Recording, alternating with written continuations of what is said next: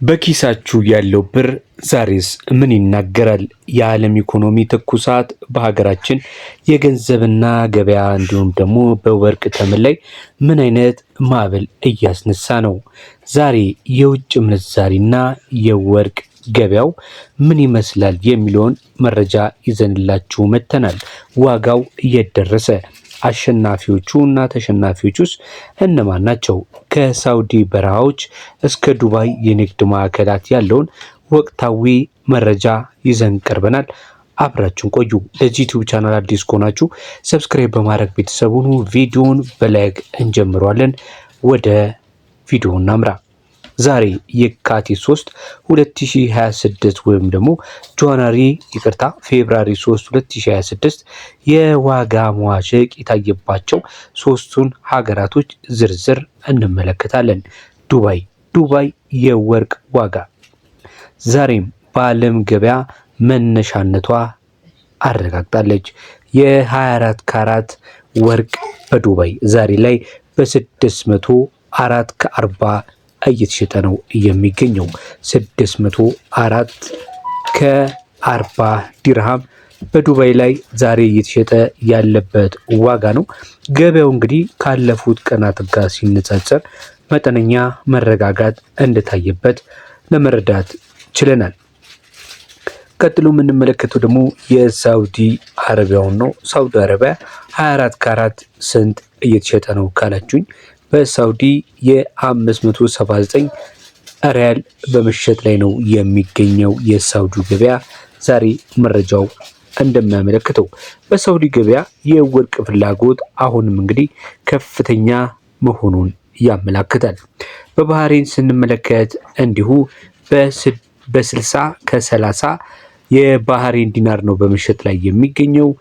ምናልባት ይለውጥ ከአሜሪካ ዶላር ጋር ከዓለም አቀፉ ገበያ ጋር ባሳየው ጥንካሬ ምክንያት መሆኑን እንግዲህ የኢኮኖሚ ባለሙያዎች በመናገር ላይ ይገኛሉ። በመቀጠል የማሳያችሁ ደግሞ የ21 ካራትን አሳያችኋለሁ። በመቀጠል እንዲሁ የ18 ካራቱንም ማሳያችሁ ይሆናል ማለት ነው። ወደ ዱባይ ስንሄድ ዱባይ ላይ 21 ካራት በ529 ከ47 ዲርሃም ነው በመሸጥ ላይ የሚገኘው። ይህም መጠነኛ እንግዲህ ጭማሪ እንዳሳየ መረጃው ያመለክታል። የሳውዲውስ ካላችሁኝ እንግዲህ በሳውዲው 21 ካራት በ533 የሳውዲ ሪያል በመሸጥ ላይ ነው የሚገኘው። የባህሬንን ስንመለከት የባህሬን 21 ካራቱ እየተሸጠ የሚገኘው ዛሬ የካቲት 3 ያልኳችሁ ቅድም ፌብራሪ ለማለት መሆኑን ለማሳሰብ ወዳለሁ። ቅድም በአማርኛ የካቲት 3 ስላልኩ ነገር ግን በአበሻ ዛሬ እንደሚታወቀው ጥር 26 መሆኑን እዚህ ጋር ማስታወሻ እንድትይዙ ፈልጋለሁ።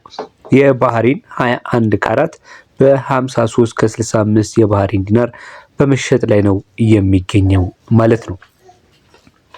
በመቀጠል የ18 ካራቱን የዱባይንስ ስንመለከት በ454 ከ55 እየተሸጠ ነው የሚገኘው። ዱባይ ላይ 1 ግራም 18 ካራት ዱባይ ላይ በ454 ከ55 እየተሸጠ ይገኛል። የሳውዲውን ስንመለከት ደግሞ በሳውዲው 436 ከ10 እየተሸጠ ነው የሚገኘው። 436 ከ10 የሳውዲ ሪያል እየተሸጠ ይገኛል። ባህሬን 18 ካራቱ በ45 ከ98 የባህሬን ዲናር በመሸጥ ላይ ይገኛል። እንግዲህ በአጠቃላይ ስናየው እንግዲህ መረጃችን ይህንን ይመስል ነበር። ነገስ ገበያው ምን መልክ ይኖረዋል? በየሰዓቱ እንዲሁም በየቀኑ የሚለዋወጡ መረጃዎችን እንግዲህ ለማግኘት ቻናላችንን መከታተል አትዘንጉ።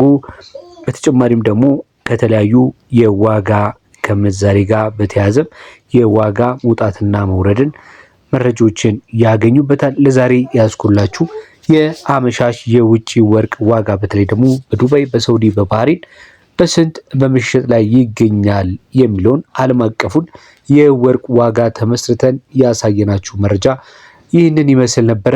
ቪዲዮውን ላይክ ማድረግ እንዲሁም ሼር በማድረግ ቤተሰብ መሆንም አይርሱ። መልካም ምሽት።